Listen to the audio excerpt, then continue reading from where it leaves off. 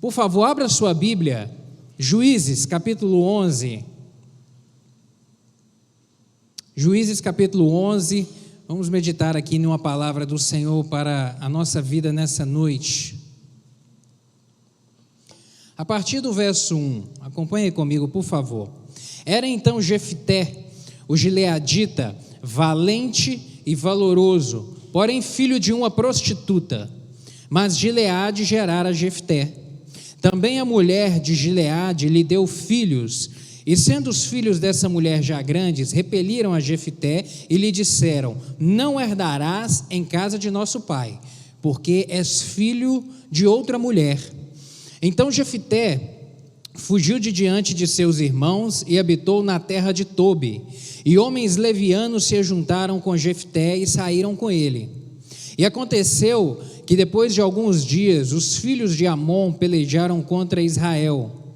Aconteceu, pois, que como os filhos de Amon pelejassem contra Israel, foram os anciãos de Gileade buscar Jefté na terra de Tobi. E disseram a Jefté: vem e sê-nos por cabeça, para que combatamos contra os filhos de Amon. Porém Jefté disse aos anciãos de Gileade: porventura não me aborrecestes a mim, e não me repelistes da casa de meu pai? Por que, pois, agora viestes a mim, quando estais em aperto? E disseram os anciãos de Gileade a Jefté: por isso mesmo tornamos a ti, para que venhas conosco e combatas contra os filhos de Amon, e nos sejas por cabeça, e sobre todos os moradores de Gileade. Então Jefté disse aos anciãos de Gileade: se me tornardes a levar para combater contra os filhos de Amon, e o Senhor nos der diante de mim, então eu vos serei por cabeça? E disseram os anciões de Gileade a Jefté: o Senhor será testemunha entre nós, e assim o faremos conforme a tua palavra. Assim Jefté foi com os anciãos de Gileade, e o povo o pôs por cabeça e príncipe sobre si. E Jefté falou todas essas palavras perante o Senhor em Mispa. Agora a partir do verso 28, acompanha aí. Porém o rei dos filhos de Amon não deu ouvidos às palavras que Jefté lhe enviou. Então o Espírito do Senhor veio sobre Jefté, e atravessou ele por Gileade e Manassés, porque passou até Mispa de Gileade, e de Mispa de Gileade passou até os filhos de Amon. E Jefté fez um voto ao Senhor e disse: se totalmente deres os filhos de Amon na minha mão, aquilo que saindo da porta da minha casa me saíram ao encontro, voltando eu dos filhos de Amon em paz, isso será do Senhor, e o oferecerei em holocausto. Assim Jefté passou aos filhos de Amon a combater contra eles, e o Senhor os deu na sua mão, e os feriu com grande mortandade, desde Aroer até chegar a Minite, 20 cidades, e até Abel-Queramim. Assim foram subjugados os filhos de Amon diante dos filhos de Israel. Amém. Feche seus olhos, vamos orar mais uma vez. Senhor Deus, obrigado pelo privilégio que é estarmos diante da tua santa palavra. E eu lhe peço, Pai querido, que o teu Espírito Santo possa comunicá-la ao nosso coração nesta hora. Pai, eu lhe peço que o Senhor envie em nome de Jesus e derrama da tua graça sobre o coração de cada um dos meus irmãos, onde cada um estiver nessa hora, meu Deus, aqueles que estão acompanhando ao vivo, meu Pai, ou aqueles que vão assistir essa palavra depois, que o teu Espírito Santo ministre de uma forma poderosa aos corações de cada um. Dá-me graça para transmitir essa palavra, pois eu dependo de ti, Espírito Santo, em nome de Jesus, amém, amém. Meu querido, você conhece alguém que deu tudo errado na vida? Pensa um cidadão que tudo deu errado para ele. Jefté. Um cidadão que as coisas deram errado ao mesmo tempo para ele, assim, de uma maneira impressionante, foi Jefté. Olha só, todos nós enfrentamos problemas e dificuldades na vida. É comum, às vezes a gente enfrenta uma tempestade, um vento ruim, uma maré ruim, sabe, um momento difícil, mas algumas pessoas vivem determinados momentos na sua vida como parecendo que um precipício se abre sob seus pés. Parece que os problemas vêm aos montes, ou às vezes elas enfrentam um grande problema ou vários problemas ao mesmo tempo, que causam isso perante ela, quase que um precipício que se abre sob seus pés e que a leva a fundo de um poço, ou a um poço sem fundo, porque a pessoa às vezes não vê nem onde é o fundo, porque um buraco vai chamando o outro e ela só vai afundando ainda mais. Um momento realmente difícil, um momento muito complicado, um momento às vezes de grandes perdas ou de muitas perdas ao mesmo tempo. Aqui esse texto que nós lemos em Juízes capítulo 11 conta a história de Jefté, um homem valoroso chamado Gileade. Ele teve um filho com uma prostituta e deu o nome a esse menino de Jefté. Mas ele era casado e ele teve outros filhos com a sua esposa. E quando o texto que nós lemos diz que quando os filhos legítimos, assim dizendo, cresceram, eles expulsaram Jefté de casa.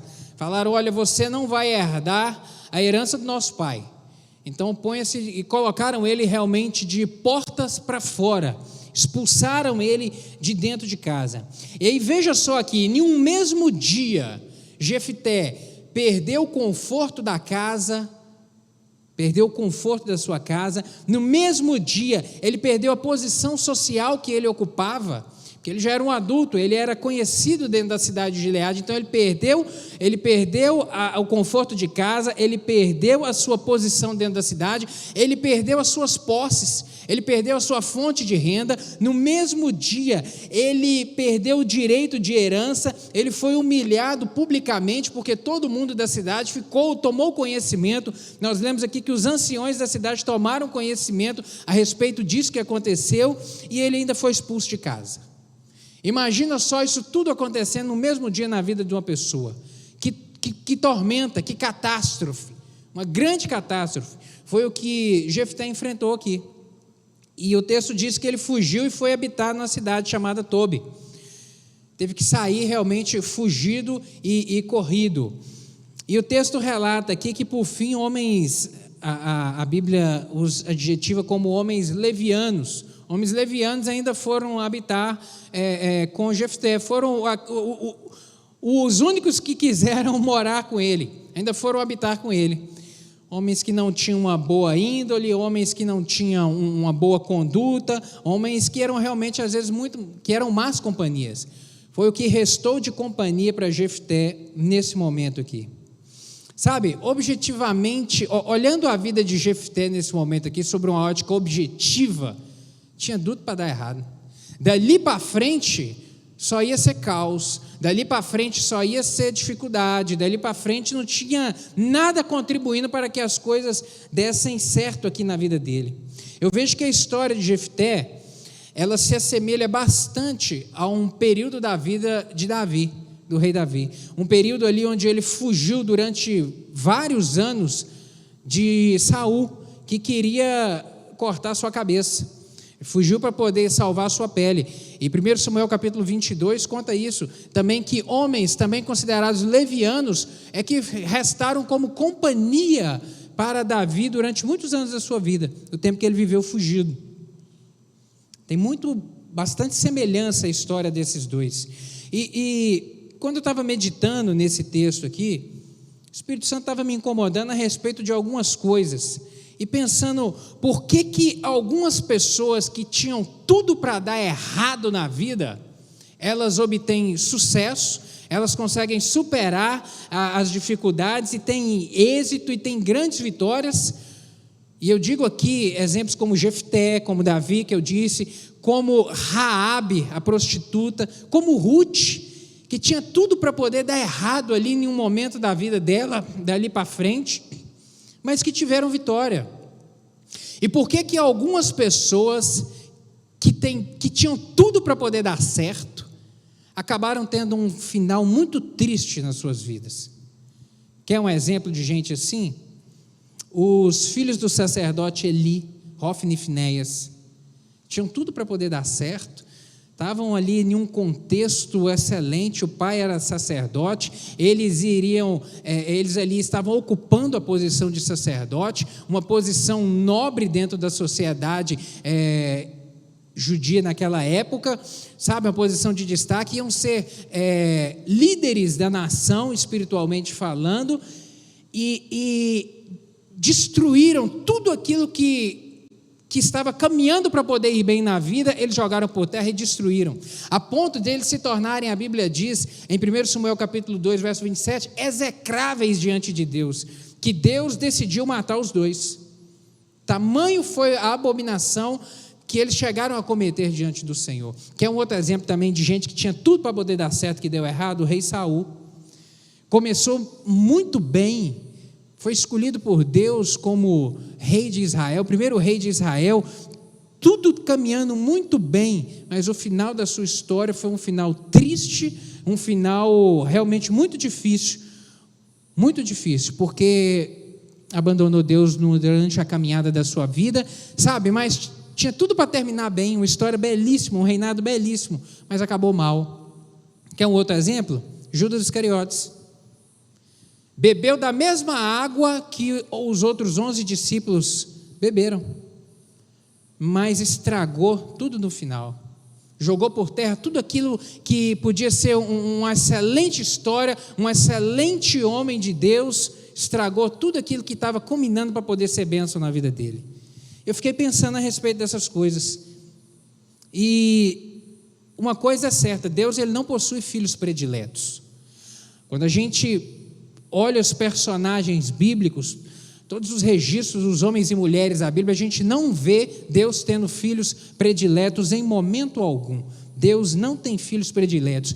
E o que eu aprendo, olhando para o exemplo da vida de homens da Bíblia, personagens da Bíblia, é que somos nós que construímos o nosso futuro, de acordo com as decisões, com as escolhas que fazemos, sabe, de acordo, às vezes, com as negligências ou não que temos, e principalmente com o nosso compromisso com Deus. É de acordo com isso, é que é baseado o resultado da nossa vida lá na frente, sabe, e aqui com isso, querido, quando eu digo que é você que constrói o seu futuro, entenda só, eu não quero aqui humanizar a Bíblia, de maneira alguma. Eu não quero aqui com essa palavra colocar o homem no centro e Deus como um personagem secundário. Não entenda assim.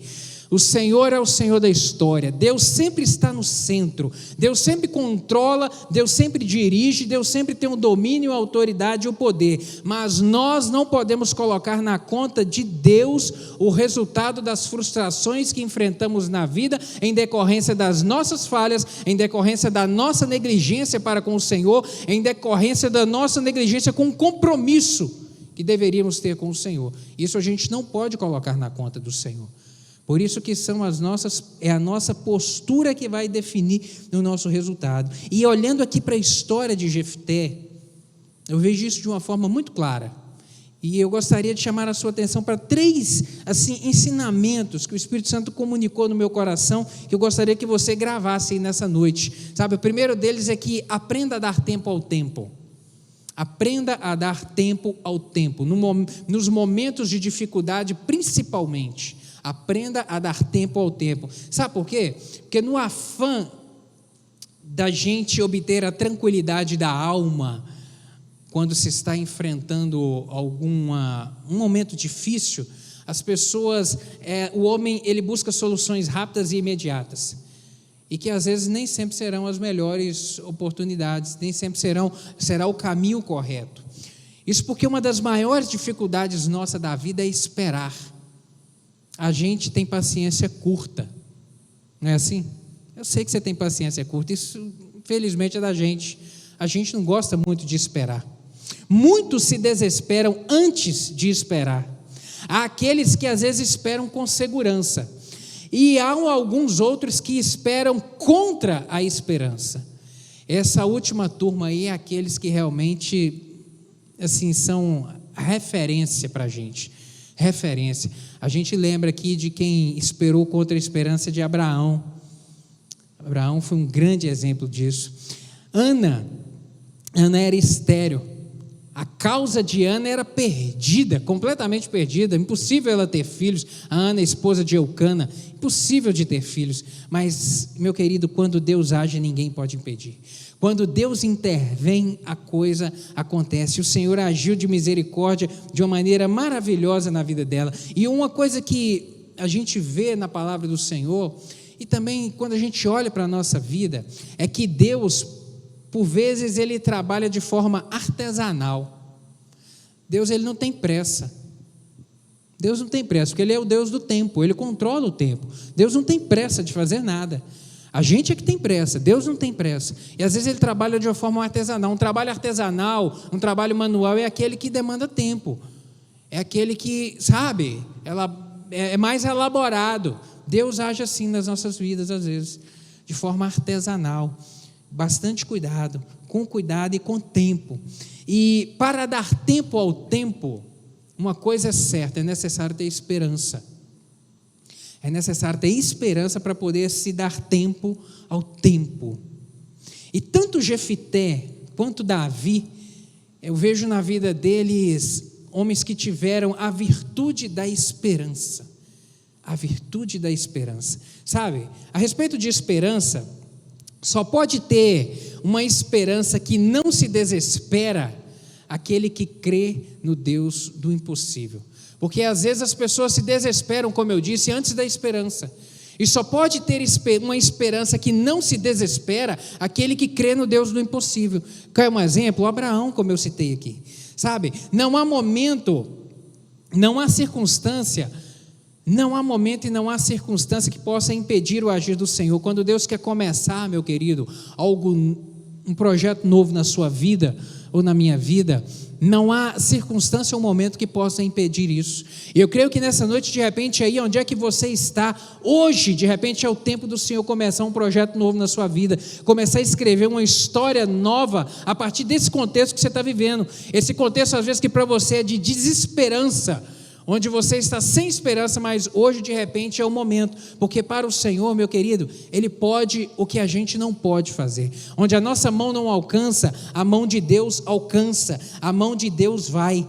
Como eu falei a respeito de Abraão, Sara era uma mulher estéril. Deus havia prometido fazer de Abraão o pai de uma grande nação. A mulher era completamente estéril e idosa ainda, para piorar a situação. O bom senso dizia que era impossível. A razão dizia que não pode ser, mas a fé dizia que é possível.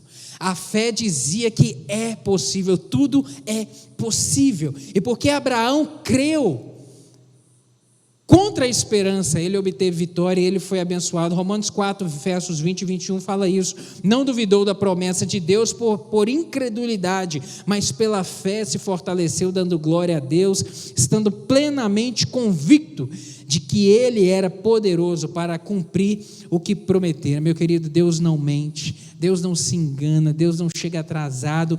Meu querido, aquilo que Ele fala, Ele cumpre, o que Ele promete, Ele realiza, porque Ele controla todas as coisas. Ele é o Deus do impossível, Ele é o Deus do sim e o Deus do amém. Aquilo que Ele diz tem que se cumprir, o universo tem que se mover em obediência à palavra do Senhor, para cumprir aquilo que Ele determina.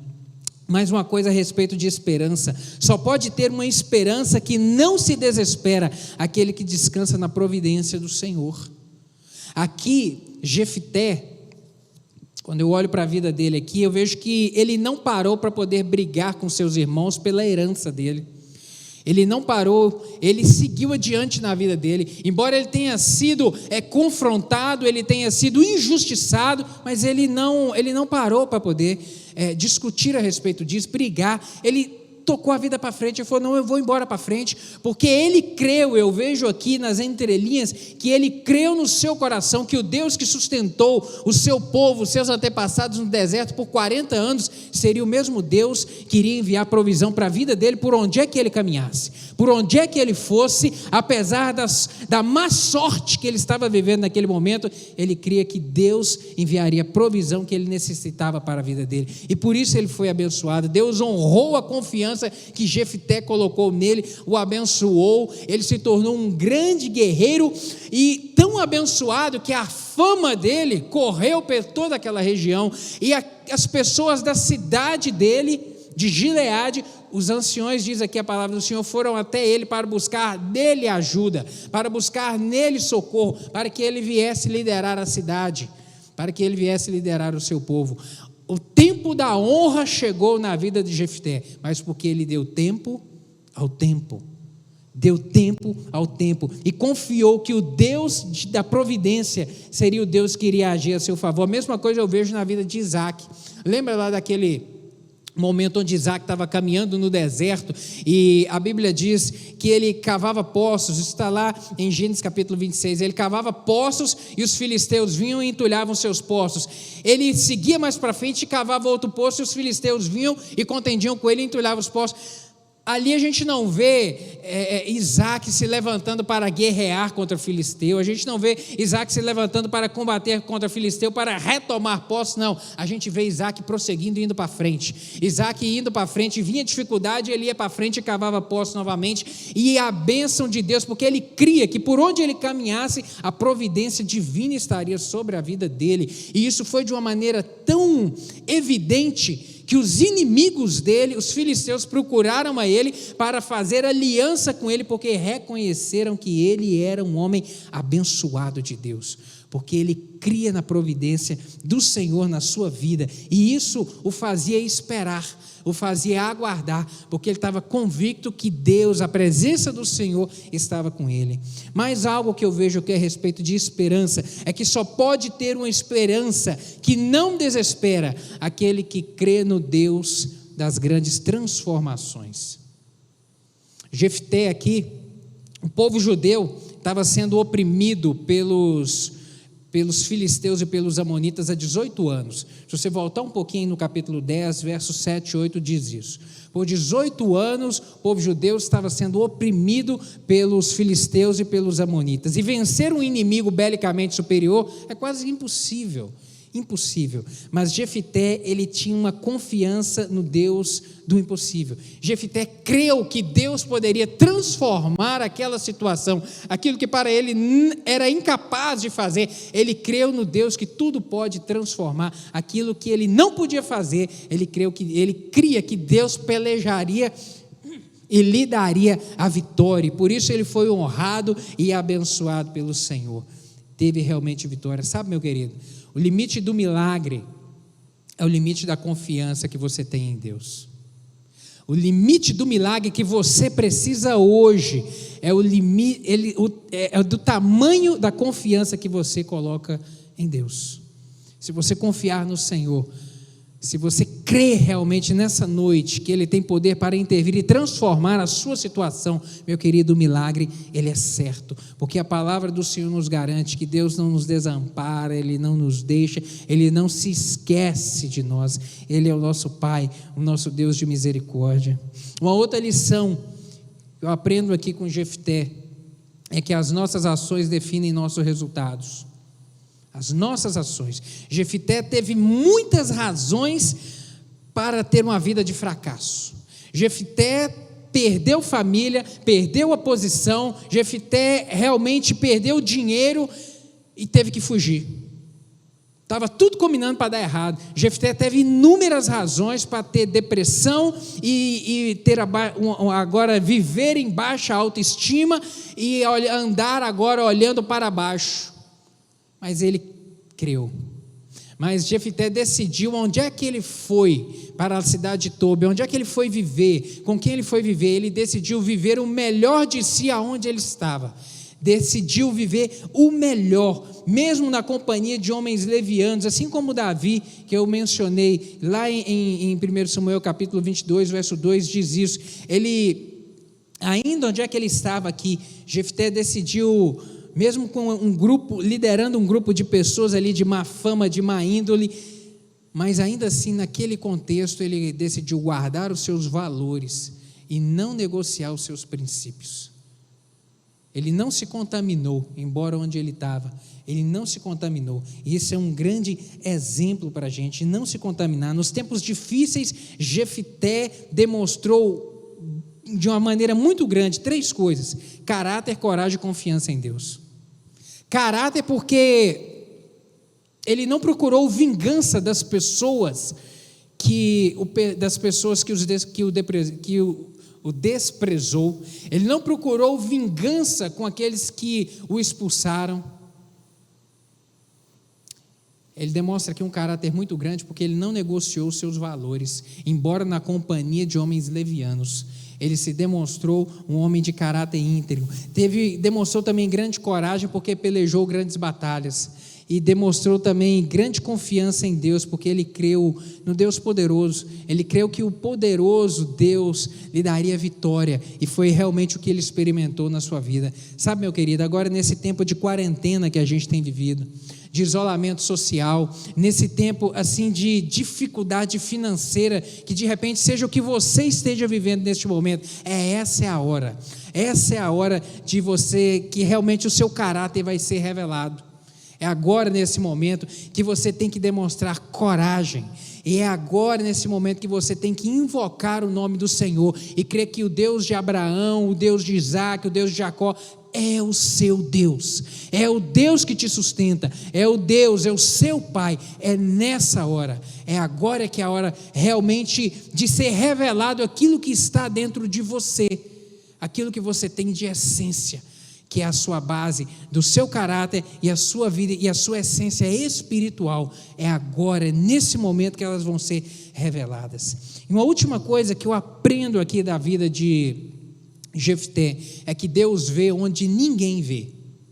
Deus olha e vê onde ninguém vê. Deus havia decidido libertar o povo judeu aqui desse momento difícil que eles viviam aqui, debaixo do jugo dos filisteus e dos amonitas. Capítulo 10, versos 16 a 18 diz isso, que Deus havia decidido promover a libertação. E embora longe da sua casa, embora longe de casa, Deus viu em Jefté um homem ideal para liderar o seu povo, para promover a libertação que eles tanto precisavam. Embora longe de casa, sabe, querido, as pessoas podem não enxergar o seu valor, mas Deus conhece as suas virtudes. As pessoas podem não enxergar o seu valor, mas Deus conhece as suas virtudes, porque Ele vê onde as pessoas não veem. As pessoas podem não dar valor às suas qualidades, mas Deus conhece a sua essência. Deus olha para dentro de você, Ele conhece, sabe, Ele consegue ver os momentos onde você invoca o nome dEle, Ele vê a sua confiança que você tem depositado nele e aquilo que você tem esperado do agir dEle na sua vida. Deus vê. Ele tudo conhece, Ele tudo sabe. Segundo Crônicas, capítulo 1, verso 9, diz o seguinte: pois os olhos do Senhor estão atentos sobre toda a terra, para fortalecer aqueles que lhe dedicam totalmente o coração. E Salmo 34, verso 15: os olhos do Senhor estão sobre os justos, e os seus ouvidos atentos ao seu clamor. Os olhos do Senhor estão sobre você nessa noite. Os olhos do Senhor te contemplam aonde você está. Aí, independente da circunstância que você esteja vivendo, o Senhor está te vendo. Ele conhece a sua essência, Ele conhece o seu coração. Sabe, meu querido, essa pandemia ela vai passar. Essa pandemia não é o fim. Essa pandemia não é o final da sua vida. Não é o final. Ela pode de repente ter arrastado você para uma situação muito difícil de saúde no corpo, de repente uma enfermidade psicológica em razão do isolamento, uma tristeza. Ela pode ter te arrastado para isso, ela pode ter te arrastado por uma dificuldade financeira muito grande. De repente você pode estar desempregado nessa hora, ou a sua empresa pode estar à beira da falência, pode estar vivendo um momento muito complicado, mas eu quero te dizer que isso não é o fim. Não é o fim, não é o fim, porque lembre-se, esse texto que nós lemos aqui, Jefté, lembre-se dele. Jefté quebrou, Jefté faliu, Jefté ficou pobre, Jefté ficou sem recurso nenhum na sua vida, Jefté ficou sozinho, e ele teve que recomeçar do zero. mas ele creu no Senhor, e Deus honrou a confiança. Ele creu, ele deu tempo ao tempo, e ele confiou que Deus entraria com socorro na vida dele, e que Deus mudaria a sua sorte. Deus agiu e mudou a sorte dele, sabe? Por isso que eu digo que é você que constrói o seu futuro, porque são as suas ações hoje, nesse momento, que vão definir o seu amanhã. Eu repito, essa pandemia vai passar, mas você precisa de dar tempo ao tempo.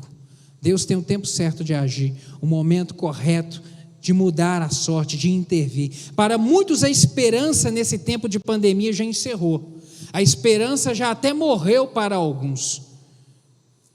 Mas eu quero te dizer que se você crê no Deus de Jefté, no Deus de Davi, no Deus de Abraão, se você crê realmente, esse momento Deus pode fazer brotar esperança no seu coração, esperança, uma esperança que não se desespera, porque o nosso Deus é o Deus que faz vivificar os mortos, é o Deus que traz vida àquele que está morto. O nosso Deus é aquele que traz existência às coisas que não existem. O nosso Deus é aquele que faz uma mulher estéril ser mãe de muitos filhos. É um Deus que pode o impossível, e Ele pode agir hoje na sua vida sim.